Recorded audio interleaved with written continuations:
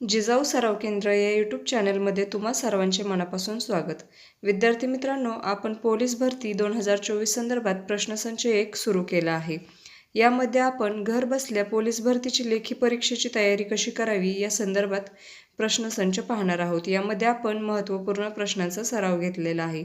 या अगोदर आपल्या यूट्यूब चॅनलवरती RRB NTPC म्हणजेच भारतीय रेल्वे भरती NTPC संदर्भात देखील प्रश्नसंचाची प्लेलिस्ट सुरू आहे. तर तुम्हाला दोन्हींपैकी कोणते प्रश्नसंचांची प्लेलिस्ट आवडते ते तुम्ही कमेंटमध्ये कळवू शकता. आजचा प्रश्न पहिला, म्हैसूरचे टायगर म्हणून कोण ओळखले जातात? पर्याय आहेत अ. टिपू सुलतान, ब. अकबर, क. बाजीराव, ड. हुमायून. आणि योग्य उत्तर आहे पर्याय अ. टिपू सुलतान हे म्हैसूरचे टायगर म्हणून ओळखले जातात. कारण म्हैसूर व ब्रिटिश यांच्यामध्ये एकूण 4 युद्धे झाली होती. त्यातील पहिल्या युद्धाची सुरुवात टिपू सुलतान यांचे वडील हैदर अली यांनी केली होती, परंतु दुसऱ्या युद्धामध्ये त्यांचा मृत्यू झाला व त्यांच्या जागी गादीवर टिपू सुलतान हे बसले व त्यांनी या युद्धाला सुरू केले. त्यानंतर ते टिपू सुलतान यांनी ब्रिटिशांसोबत 3 युद्धे केली व शेवटच्या श्वासापर्यंत ते ब्रिटिशांसोबत लढत राहिले. तसेच टिपू सुलतान जेव्हापासून गादीवर आले तेव्हापासून त्यांनी म्हैसूरला सुरक्षिततेच्या बाबतीत खूपच ताकदवान बनवले होते, म्हणून त्यांना म्हैसूरचे टायगर म्हणून देखील ओळखतात. प्रश्न दुसरा, भारतातील सर्वात उंच शिखर कोणते आहे? पर्याय आहेत अ. कांचनजंगा, ब. कळसुबाई, क. एव्हरेस्ट, ड. K2. आणि योग्य उत्तर आहे पर्याय अ. कांचनजंगा हे भारतातील सर्वोच्च उंच शिखर आहे. विद्यार्थी मित्रांनो, काही विद्यार्थ्यांनी K2 हे भारतातील सर्वात उंच शिखर म्हणून देखील पाठ केलेले असू शकते, परंतु K2 हे आंतरराष्ट्रीय स्तरावर पाकिस्तानच्या अंतर्गत येते, म्हणून इथून पुढे कांचनजंगा हेच भारतातील सर्वोच्च शिखर म्हणून ओळखले जाते. प्रश्न तिसरा, शिवाजी महाराजांचा राज्याभिषेक कोणत्या वर्षी झाला? पर्याय आहेत अ. 1660, ब. 1664, क. 1670, ड. 1674. आणि योग्य उत्तर आहे पर्याय ड. 1674 रोजी, म्हणजेच 6 जून 1674 रोजी शिवाजी महाराजांचा रायगड किल्ल्यावर राज्याभिषेक झाला. या राज्याभिषेकाच्या दिवशी त्यांनी नवीन शक सुरू केला, त्याला राजशक किंवा राज्याभिषेक शक म्हणून देखील ओळखले जाऊ लागले. प्रश्न चौथा, भारतातील पहिला 3 रंगांचा ध्वज कोणत्या वर्षी फडकवला गेला? पर्याय आहेत 1904, ब. 1906, क. 1921, ड. 1947. आणि योग्य उत्तर आहे पर्याय ब. 1906 रोजी भारतातील पहिला 3 रंगांचा ध्वज फडकवण्यात आला. काही विद्यार्थ्यांना वाटत असेल की भारत देश हा 1947 रोजी स्वतंत्र झाला, म्हणजेच भारतातील 3 रंगांचा ध्वज हा 1947 पासूनच फडकवण्यात आलेला असू शकतो, परंतु तसं नाही. 7 ऑगस्ट 1906 रोजी कलकत्ता येथे भारताचा पहिला 3 रंगांचा ध्वज फडकवण्यात आला होता. प्रश्न 5वा, भारतीय राष्ट्रीय दिन कधी साजरा केला जातो? पर्याय आहेत अ. 26 जानेवारी, ब. 15 ऑगस्ट, क. 2 ऑक्टोबर, ड. 26 नोव्हेंबर. आणि योग्य उत्तर आहे पर्याय अ. 26 जानेवारी. हा दिन भारतीय राष्ट्रीय दिन म्हणून साजरा केला जातो. काही वेळेस आपल्याला या प्रश्नांचे उत्तर माहीत नसेल तर आपण पर्याय अ. 26 जानेवारी व पर्याय ब. 15 ऑगस्ट या 2 पर्यायांमध्ये कन्फ्यूज होतो, कारण हे दोन्ही दिवस आपल्या भारत देशासाठी महत्त्वपूर्ण आहेत. तर 15 ऑगस्ट रोजी आपला भारत देश स्वतंत्र झाला, म्हणून आपण अंदाजेच 15 ऑगस्ट हा भारतीय राष्ट्रीय दिन म्हणून ठरवतो, परंतु तसे नसून 26 जानेवारी 1950 रोजी आपले भारतीय संविधान लागू झाले होते, त्यामुळे 26 जानेवारी हा भारतीय राष्ट्रीय दिन म्हणून साजरा केला जाऊ लागला. प्रश्न 6वा, भारताचा सर्वात मोठा सागरी किनारा कोणत्या राज्यात आहे? पर्याय आहेत अ. महाराष्ट्र, ब. गुजरात, क. तामिळनाडू, ड. आंध्र प्रदेश. आणि योग्य उत्तर आहे पर्याय ब. गुजरात या राज्याला भारताचा सर्वात मोठा सागरी किनारा लाभला आहे. या राज्याला अरबी समुद्राचा सागरी किनारा हा एकूण 1600 किलोमीटर एवढा लाभलेला आहे. गुजरातसोबतच अरबी समुद्राचा सागरी किनारा भारतातील एकूण 7 राज्यांना लाभलेला आहे. प्रश्न 7वा, भारतीय राष्ट्रगीत सर्वप्रथम कधी लिहिले गेले? पर्याय आहेत: अ. 1905, ब. 1911, क. 1920, ड. 1947. आणि योग्य उत्तर आहे पर्याय ब. 1911 रोजी भारतीय राष्ट्रगीत सर्वप्रथम लिहिले गेले.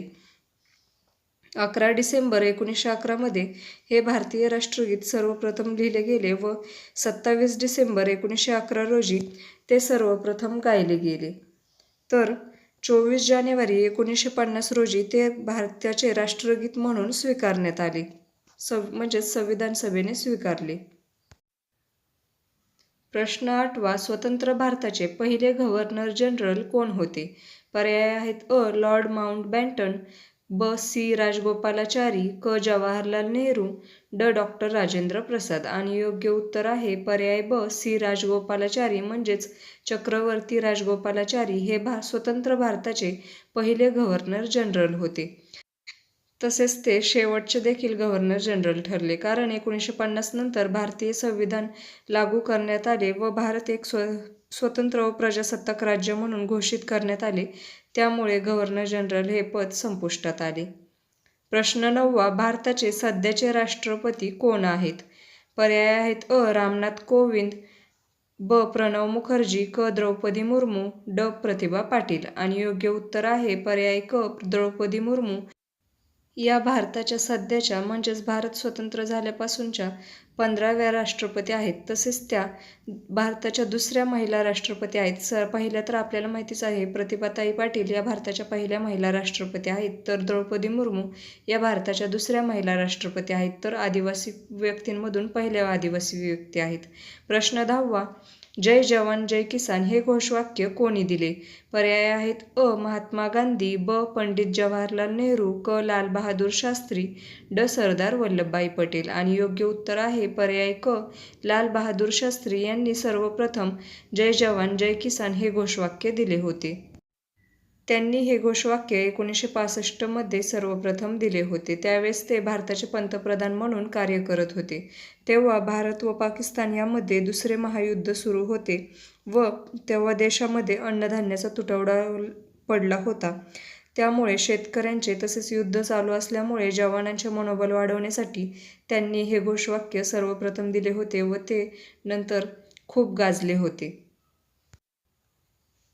प्रश्न 11वा, भारतीय राष्ट्रध्वजाच्या अशोक चक्रात किती आरे आहेत?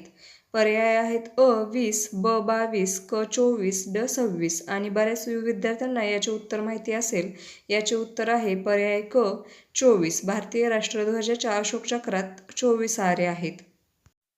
परंतु तुम्हाला हे माहिती आहे का की ज्याप्रमाणे भारतीय राष्ट्रध्वजात 3 रंगांना महत्त्व आहे, ते वेगवेगळे ह्याचे प्रतीक आहेत. म्हणजेच भगवा रंग हा शौर्याचे व त्यागाचे प्रतीक आहे, तर पांढरा रंग हा शांतीचे प्रतीक आहे व हिरवा रंग हा समृद्धीचे प्रतीक आहे. त्याचप्रमाणे राष्ट्रध्वजातील अशोक चक्र हा वेळेचे प्रतीक आहे. त्यामधील 24 आरे हे 24 तासांचे प्रतीक आहेत. प्रश्न 12वा, भारताचा राष्ट्रध्वज तयार करण्यासाठी कोणत्या प्रकारच्या कापडाचा वापर होतो? पर्याय आहेत: अ. रेशीम, ब. कॉटन, क. खादी, ड. नायलॉन. आणि योग्य उत्तर आहे पर्याय क. खादी. विद्यार्थी मित्रांनो, तुम्हाला माहिती आहे का की भारतीय राष्ट्रध्वज हा कोणत्याही कापडापासून बनवण्यात येत नाही, तर तो फक्त आणि फक्त खादीच्या रेशमी, सुती व लोकर या कापडापासूनच बनवावा म्हणून देखील भारतीय संविधानात स्वतंत्र कलम आहे. प्रश्न 13वा, भारतीय संविधानानुसार पोलीस सेवेचा विषय कोणत्या यादीत आहे? पर्याय आहेत: अ. केंद्र सूची, ब. समवर्ती सूची, क. राज्य सूची, ड. विशेष सूची. आणि योग्य उत्तर आहे पर्याय क. राज्य सूची. भारतीय संविधानाच्या 7व्या अनुसूचीमध्ये 3 सूची समाविष्ट आहेत. पहिली संघसूची, दुसरी राज्य सूची, तिसरी समवर्ती सूची. त्यापैकी राज्य सूचीमध्ये पोलीस हा विषय समाविष्ट आहे. प्रश्न 14वा, IPC म्हणजे काय? पर्याय आहेत: अ. इंडियन पोलीस कोड, ब. इंडियन पेनल कोड, क. इंडियन पनिशमेंट कोड, ड. Indian people code. आणि योग्य उत्तर आहे पर्याय ब. इंडियन पेनल कोड म्हणजेच IPC. यालाच मराठीमध्ये भारतीय दंड संहिता असे देखील म्हटले जाते. हा कायदा 1860 पासून म्हणजेच ब्रिटिश काळापासून अस्तित्वात आहे. त्यामध्ये बदल करून ते भारतीय संविधानात समाविष्ट करण्यात आले. यामध्ये एकूण 511 कलम आहेत. परंतु 2023 मध्ये याच्या जागी भारतीय न्याय संहिता अस्तित्वात आली. प्रश्न 15वा. भारतीय संविधानात किती कलम आणि वेळापत्रकांमध्ये विभागले गेले आहे? पर्याय आहेत: अ. 448 कलम 12 वेळापत्रके, ब. 395 कलम 8 वेळापत्रके, क. 450 कलम 15 वेळापत्रके, ड. 350 कलम 10 वेळापत्रके. आणि योग्य उत्तर आहे पर्याय अ. 448 कलम 12 वेळापत्रके. भारतीय मूळ संविधानात एकूण 22 भाग, 395 कलमे व 8 वेळापत्रके होती. परंतु नंतर वेळेनुसार व गरजेनुसार यामध्ये काही घटना दुरुस्त्या करण्यात आल्या. तेव्हापासून भारतीय संविधानात एकूण 25 भाग, 448 कलमे व 12 वेळापत्रके तसेच 105 घटना दुरुस्त्या आत्तापर्यंत समाविष्ट आहेत. प्रश्न 16वा. CRPC म्हणजे काय? पर्याय आहेत: अ. क्रिमिनल प्रोसिजर कोड, ब. सेंट्रल रूल कोड, क. क्राईम रेग्युलेशन कोड, ड. Criminal police code. आणि योग्य उत्तर आहे पर्याय अ. क्रिमिनल प्रोसिजर कोड म्हणजेच CRPC. या अगोदर आपण प्रश्न 14 मध्ये IPC म्हणजेच इंडियन पेनल कोड पाहिला होता. इंडियन पेनल कोड हा 1860 मध्ये अस्तित्वात आला होता, तर CRPC म्हणजेच क्रिमिनल प्रोसिजर कोड हा 1974 मध्ये गरजेमुळे लागू करण्यात आला होता. यालाच मराठीमध्ये फौजदारी प्रक्रिया संहिता म्हणतात. यामध्ये एकूण 575 कलमे आहेत. ज्याप्रमाणे इंडियन पेनल कोड म्हणजेच भारतीय दंड संहितेची जागा 2023 मध्ये भारतीय न्याय संहितेने घेतली, त्याचप्रमाणे क्रिमिनल प्रोसिजर कोड म्हणजेच फौजदारी प्रक्रिया संहितेच्या जागी 2023 मध्ये भारतीय नागरिक सुरक्षा संहिता अस्तित्वात आली. प्रश्न 17वा. भारताचे सध्याचे गृहमंत्री कोण आहेत? पर्याय आहेत: अ. नरेंद्र मोदी, ब. राजनाथ सिंह, क. अमित शहा, ड. द्रौपदी मुर्मू. आणि योग्य उत्तर आहे पर्याय क. अमित शहा हे भारताचे सध्याचे गृहमंत्री आहेत. तर विद्यार्थी मित्रांनो, गृहमंत्री यांच्यावर देशाच्या अंतर्गत सुरक्षेची जबाबदारी येते. त्यामुळे पोलीस भरतीसाठी तुम्हाला हा प्रश्न महत्त्वपूर्णच आहे. प्रश्न 18वा. सिव्हिल सेवा दिन कधी साजरा केला जातो? पर्याय आहेत: अ. 26 जानेवारी, ब. 21 एप्रिल, क. 15 ऑगस्ट, ड. 2 ऑक्टोबर. आणि योग्य उत्तर आहे पर्याय ब. 21 एप्रिल रोजी सिव्हिल सेवा दिन साजरा केला जातो. यालाच राष्ट्रीय नागरी सेवा दिन किंवा नॅशनल सिव्हिल सर्व्हिस डे म्हणून देखील ओळखले जाते. हा दिवस 21 एप्रिल 2006 पासून साजरा करण्यात येऊ लागला.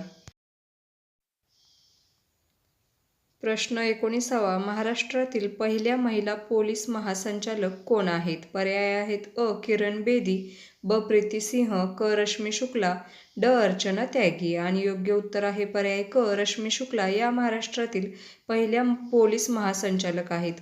काहींना मराठीमध्ये समजत नसेल तर पोलीस महासंचालक म्हणजेच DGP, तर त्या रश्मी शुक्ला या महाराष्ट्रातील पहिल्या DGP महिला आहेत. प्रश्न 20वा. CCTVचा पूर्ण रूप काय आहे?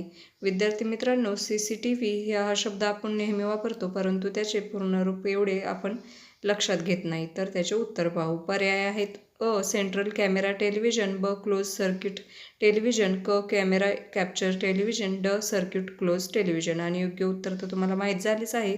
पर्याय ब. क्लोज सर्किट टेलिव्हिजन यालाच CCTV असे देखील म्हणतात. तर विद्यार्थी मित्रांनो, व्हिडिओ संपूर्ण पाहिल्याबद्दल तुम्हा सर्वांचे मनापासून धन्यवाद. आपल्या चॅनलवर RRB NTPCचे देखील व्हिडिओ सुरू आहेत. तर तुम्हाला पोलीस भरती किंवा RRB NTPC यापैकी कोणते व्हिडिओ आवडले ते कमेंटमध्ये नक्की सांगा व त्या पद्धतीने आपण पुढील व्हिडिओ देखील घेत जाऊ.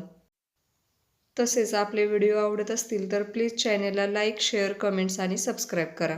सोबतच बेल आयकन देखील प्रेस करा, म्हणजे जेव्हा केव्हा माझे व्हिडिओ येतील त्याचे नोटिफिकेशन तुम्हाला मिळून जाईल. या व्यतिरिक्त तुम्हाला इतर कोणते व्हिडिओ हवे असतील तर ते कमेंटद्वारे कळवू शकता.